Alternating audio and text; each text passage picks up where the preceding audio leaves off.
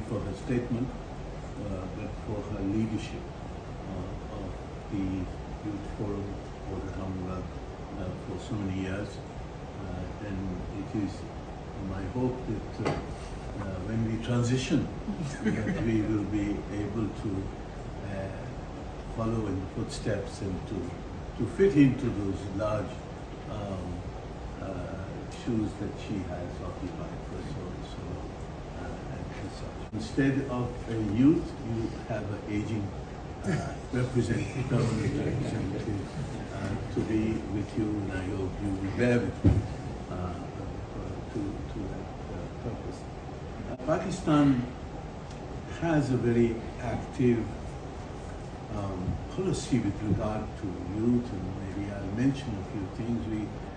We are, first of all, since our last census was in 2017, and at that time the estimate was that 68%, almost 70% of Pakistanis are under 30 years. And probably this youth bulge is obviously both a challenge if we are not able to create the skills and employment opportunities for all youth, but it's also an opportunity for everyone. And that needs to happen. The Prime Minister launched a program in 2013 called the Friends of Youth Program, and we are, of course, celebrating the 10th anniversary of that program, but also we are celebrating the Year of the Youth, 2023.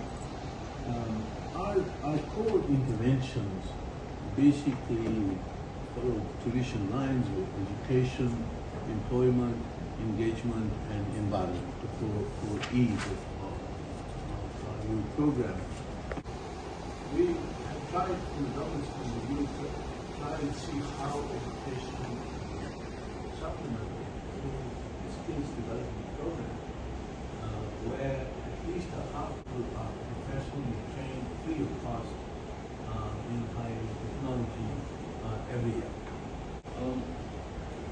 For employment, we have what is called a National Youth Employment Policy, which identifies and tries to promote 2 million direct job opportunity creations, which are under consideration and promotion in multilateral organizations such as which I look forward to continue close cooperation with all our friends in the Commonwealth. And thank you very much for listening.